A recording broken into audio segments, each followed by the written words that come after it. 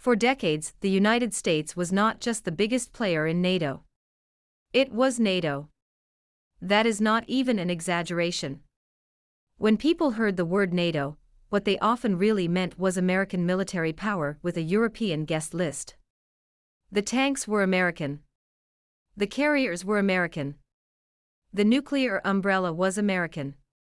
The budget was very often American. And whenever something serious happened, everyone instinctively turned toward Washington the way people in a group project turned toward the one kid who actually did the homework. So how did America go from leader of the free world to a point where allies openly question whether Washington is still reliable?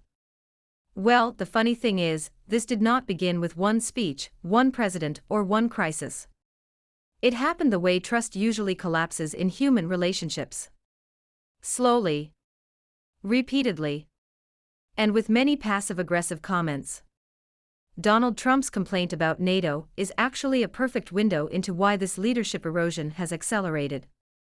In a press conference, he repeatedly said NATO is a paper tiger. He did not just show his frustration. Instead, it reveals a complete change in how leadership itself is being understood. The old American leadership model was simple. America pays more, leads more, and in return, gains influence, loyalty, and strategic alignment. That arrangement lasted for generations. Europe got security. America got control. Everybody pretended this was a perfectly equal partnership. It was basically the geopolitical version of one friend always driving everyone around and then reminding them who paid for gas.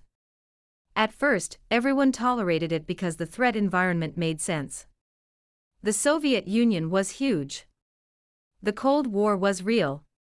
Western Europe needed the United States in the most literal sense of survival. But once the Soviet Union collapsed, the alliance entered a strange middle-age crisis. Suddenly, NATO had to answer a deeply awkward question. If the original villain is gone, why are we still here? Instead of dissolving, NATO expanded. More members. More missions. More promises. More meetings in expensive conference rooms. Meanwhile, America continued to bear an enormous share of the defense burden, and this became a recurring domestic political grievance across multiple administrations, not just one. Even NATO officials have openly acknowledged that Europe has grown accustomed to the US carrying too much of the burden for decades. That is where the irony begins. For years, Washington has complained that Europe is not spending enough on defense. European countries, meanwhile, quietly enjoyed the arrangement because spending on healthcare, pensions, on-time trains, and pothole-free roads tends to be politically popular. Europe is old but tidy, and the US is young but shabby. When you drive in some US states, it feels like you're in the Philippines. Europeans do not want to buy more tanks when Uncle Sam already parked a garage full of them in Germany. And so the relationship became psychologically unhealthy. America began to feel exploited, particularly when a businessperson became the POTUS. Europe started feeling judged. Both sides smiled in summit photos. Classic alliance behavior. However, Donald Trump never hides his contempt. He smiles less compared with Joe Biden. His calling NATO a paper tiger is not just criticism. It is a symbolic demolition. Because alliances do not run purely on weapons. They run on belief. And they run on supporting each other. Trust is the currency, and support is the gold. When Trump asked NATO for support, which he denied immediately, NATO kept silent. He got no positive feedback from Japan, South Korea, and Australia, either. So the Iran war is fought between the US, Israel, and Iran, not between Iran and US allies. The difference is huge. That is also why Trump openly describes the alliance as weak, fake, or useless. The damage spreads beyond military calculations. It attacks the emotional foundation of the alliance itself. If NATO does not listen to the US, why should it exist? And that is where America's leadership problem really begins. Leadership is not just about having the largest military. It has legitimacy. If allies begin to suspect that Washington sees them less as partners and more as freeloaders, the leadership relationship changes from voluntary respect into reluctant dependence. Those are very different things. A leader people trust is followed. A leader people fear is tolerated. A leader people no longer trust gets bypassed. And that is increasingly what has happened. Recent reporting shows NATO allies are openly discussing whether the US remains a reliable ally at all, which would have sounded almost unthinkable a few years ago. That sentence alone should tell you how serious this is. Imagine the CEO of a company constantly telling employees that the company is terrible, the board is useless, and half the staff are dead weight. Even if the company continues to function, morale collapses. People start planning for alternatives. That is exactly what European powers have been doing. You now hear more discussions about strategic autonomy, European defense capacity, and reduced dependency on Washington. That is diplomatic language for we need a backup plan in case America loses interest. And honestly, can you blame them?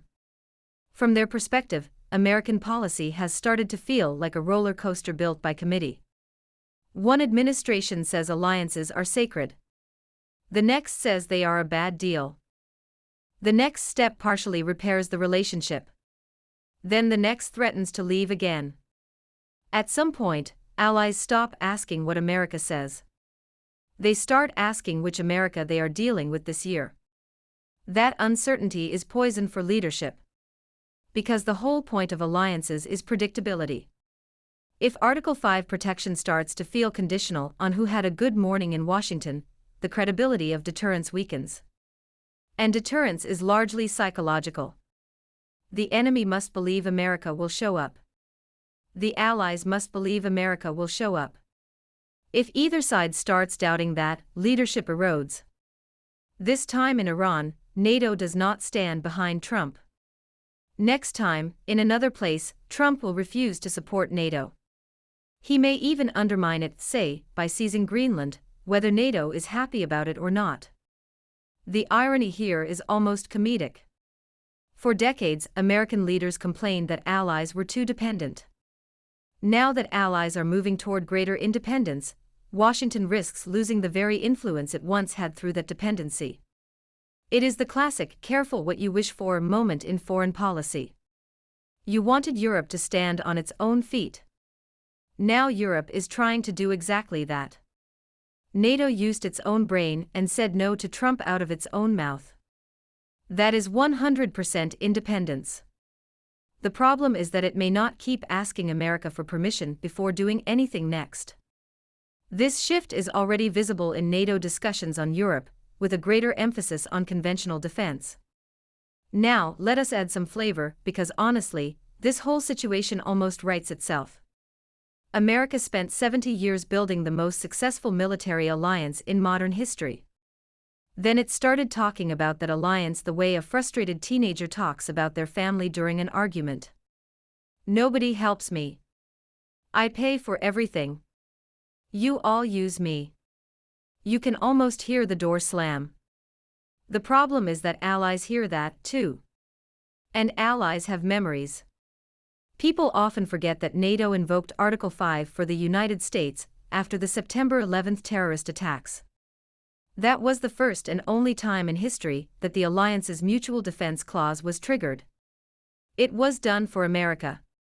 European soldiers fought and died in Afghanistan, although many of them did not know why it was Afghanistan, not another state hosting terrorists. So when rhetoric suggests NATO never helps, many allies hear something closer to historical amnesia than strategic criticism. That breeds resentment. And resentment quietly kills leadership. Because leadership is not a throne. It is a relationship. Now, let us discuss another layer of irony. The United States has not necessarily lost leadership because it became weaker. Quite the opposite. It may be losing leadership because it has become less willing to perform the role of stable hegemon. Those are not the same thing. Military power remains enormous. Economic influence remains massive. But leadership requires something more boring and less glamorous. Consistency. And consistency is where the damage is most visible right now. When allies begin holding meetings specifically focused on what would happen if American trustworthiness declined, that is a flashing red warning light. Think of it like this. America used to be the friend everyone trusted to show up when the fight started. Now the friend still looks huge, still owns the biggest truck, still talks the loudest, but sometimes texts, maybe, at the last minute.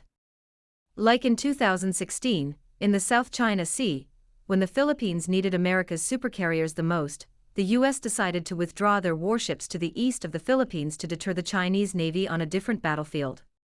That changes the group dynamic. Soon, the others start organizing their own ride. After 2016, Manila learned how to make friends with Beijing without America's education. Of course, the new Philippine president leaned on the US again, and God knows what will come next. The erosion of leadership, however, does not mean America instantly becomes irrelevant. Far from it. It means the nature of leadership changes from unquestioned centrality to negotiated influence. That is a major downgrade. There is also a deeper structural reason.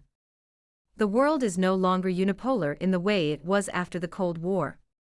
Back then, American dominance was so overwhelming that allies had little reason to hedge. Now, the rise of China, the war environment around Russia, the Middle East instability, and domestic political fragmentation inside the US itself all make allies more cautious. They are diversifying strategically.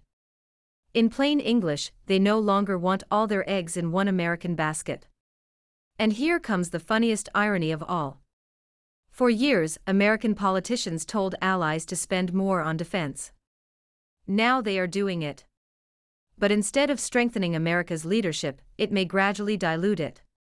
Because once Europe builds greater independent capability, Washington's monopoly on strategic decision-making shrinks. That is the geopolitical equivalent of training your junior staff so well that one day they realize they can start a new company without you. Great for efficiency in the short run. Terrifying for the boss who will have dozens of competitors.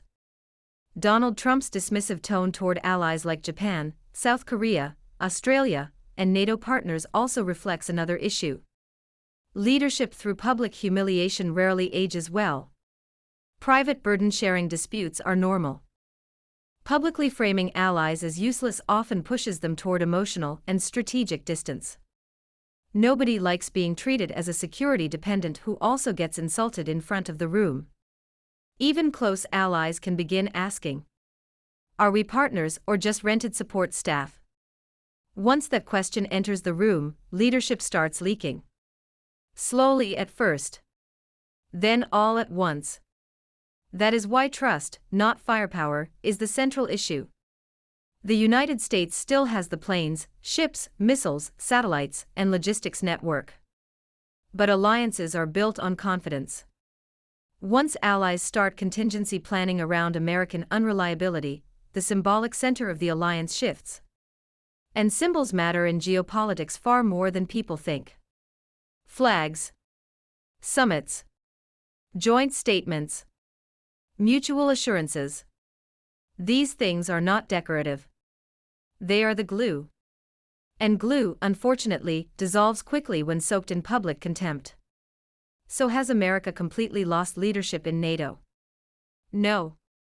Not yet. That would be an overstatement. The US remains militarily indispensable. But the kind of leadership it once enjoyed, effortless, unquestioned, and psychologically dominant, has clearly weakened. The best way to describe it is this. America still sits at the head of the table. But more people in the room are now wondering whether they should bring their own chairs next time. That, more than any speech, is the real story. Leadership is not lost in one dramatic explosion. It leaks out through doubt. And right now, doubt is doing more damage than any foreign adversary ever could. That is the irony. For 70 years, America built an alliance designed to deter external threats. Now the greatest strain on that alliance is internal mistrust. Not missiles. Not tanks. Not even budgets. Trust.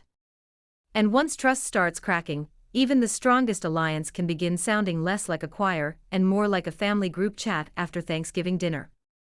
Everyone is technically still in it. Nobody is entirely sure who is in charge.